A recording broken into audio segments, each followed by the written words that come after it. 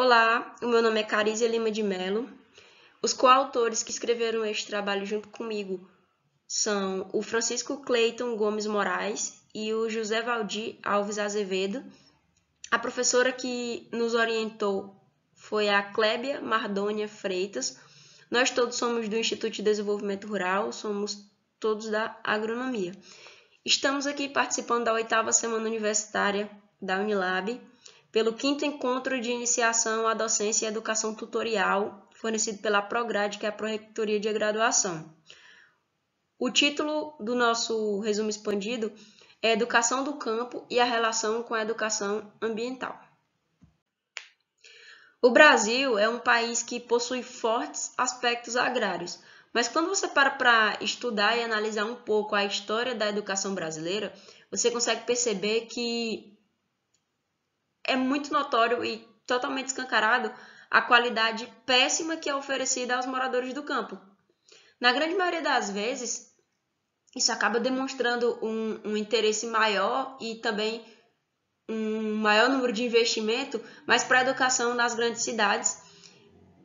E isso acaba deixando os moradores rurais de lado e desempenhando neles um papel totalmente marginalizado, o que é um tanto quanto contraditório, né?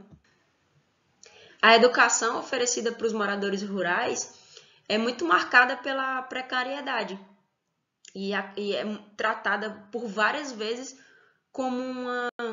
só como uma rota de reutilização de recursos desgastados na educação das grandes cidades.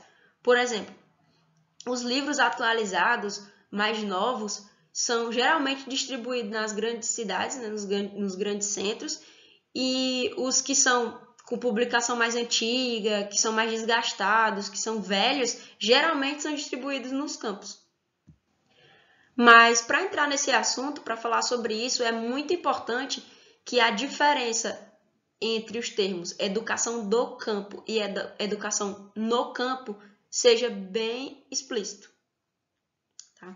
Então, a educação do campo é uma forma de ensino mais voltada para a valorização e para a permanência dos jovens no campo, tendo em vista que muitas pessoas ainda menosprezam os trabalhos advindos do campo e essa forma de educação é de extrema importância para a aceitação dessas pessoas às suas realidades e também para a valorização das suas práticas, dos seus costumes no meio rural. Já a educação no campo é uma educação, pode-se dizer que mais robotizada, é uma estratégia de repassar e reproduzir massa de manobra para um sistema. Para a gente abordar esse assunto em sala de aula, a gente consultou vários sites relacionados a esse tema, vários livros e alguns artigos científicos e elaboramos uma aula em formato de PowerPoint, né, e apresentamos posteriormente, numa data marcada pela professora, em sala de aula para toda a turma de Educação do Campo e Desenvolvimento do período de 2021.2. Além da apresentação, a gente também elaborou um resumo síntese que foi disponibilizado no dia da nossa apresentação para todos os alunos e também para a professora, em formato impresso, para eles conseguirem acompanhar a nossa apresentação. Enquanto a gente falava, eles iam acompanhando o roteiro pelo resumo síntese.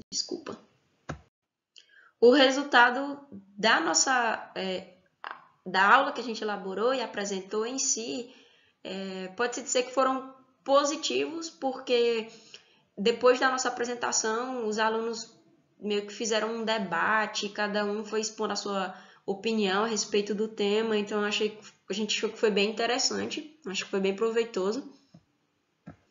E os resultados e discussões que a gente levou para a aula foram os seguintes. Bom, primeiro, o campo e a cidade são duas coisas que estão interligadas e que dependem um do outro. Mas, para começo de tudo, eu peço que vocês entendam o campo como sendo a zona rural, as fazendas, as chácaras e os sítios, por exemplo, e cidade como sendo a zona urbana, as indústrias, o comércio e as empresas, tá? E a gente sabe que a economia ela é dividida em 3 setores, o primário, o secundário e o terciário. Então, Vejam só, no setor primário, a gente tem a produção da matéria-prima. E onde que a matéria é produzida, a matéria-prima? No campo. Tá? Então, inicialmente, o campo está inserido aí no setor primário. No setor secundário, aquela matéria-prima que foi produzida lá no campo é transformada em produtos por meio das indústrias, ou seja, isso ocorre na cidade. Tá? E no setor terciário, os produtos são vendidos no comércio, que também faz parte da cidade, estando novamente inserida em mais um setor, o terciário. Tá? E parte desse dinheiro,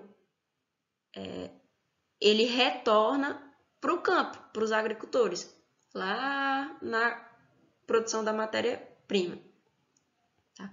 Então, é por isso que existe esse ciclo, né? Forma um ciclo, é por isso que são interligados.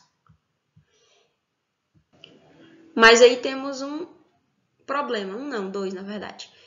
Com o advento da tecnologia e o aumento da industrialização, as pessoas do campo foram se deslocando para a cidade em busca de um sonho, né? De uma vida melhor qualidade de vida, de um emprego.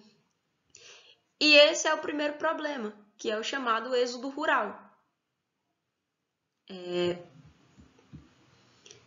E quanto ao avanço da tecnologia, a mão de obra foi sendo substituída pelas máquinas. E novamente as pessoas foram praticamente se sentindo assim, obrigadas a sair das suas terras, rumo à cidade, aos grandes centros, em busca de emprego, novamente, né? E melhoria de vida. E isso causa o segundo problema, que são os inchaços urbanos. Ambas as situações, tanto o êxodo rural como os inchaços urbanos, são ruins. E o problema dos inchaços urbanos é que pequenos centros vão crescendo desordenadamente e acaba existindo muita gente para pouco emprego ou muita gente para pouco campo, sabe? Então, a gente conclui que a educação do campo é extremamente importante para a permanência das populações rurais no campo, principalmente quando se trata da população mais jovem, porque a educação do campo é uma ferramenta de disseminação da educação que mostra para os jovens que o campo não é um lugar só para aqueles que não venceram na vida, entre aspas, mas sim um lugar de crescimento, para que os mesmos possam trabalhar, para que eles possam produzir cultura na localidade onde eles vivem. Então, a educação do campo está aí para provar que a vida no campo não é retrógrada, não é retrocessa, não é ruim, e que também não é impossível crescer estando ali, que não é necessário sair das suas terras e ir para a zona urbana, ir para os grandes centros, para grandes cidades, ir para as indústrias para crescer na vida. Não é assim. Então, a educação do campo prova isso. Aqui estão as referências, as principais referências que a gente utilizou, um livro e um artigo. Por fim, a gente gostaria de agradecer à professora Clébia Freitas por ter nos orientado, nos ajudado aí durante a disciplina e depois dela, e também na escrita e na correção do nosso resumo expandido. Agradecer também ao curso de agronomia, ao Instituto de Desenvolvimento Rural, à universidade, né, Unilab, aos organizadores da 8ª Semana Universitária. Muito obrigada aí a todos. Espero que vocês tenham gostado.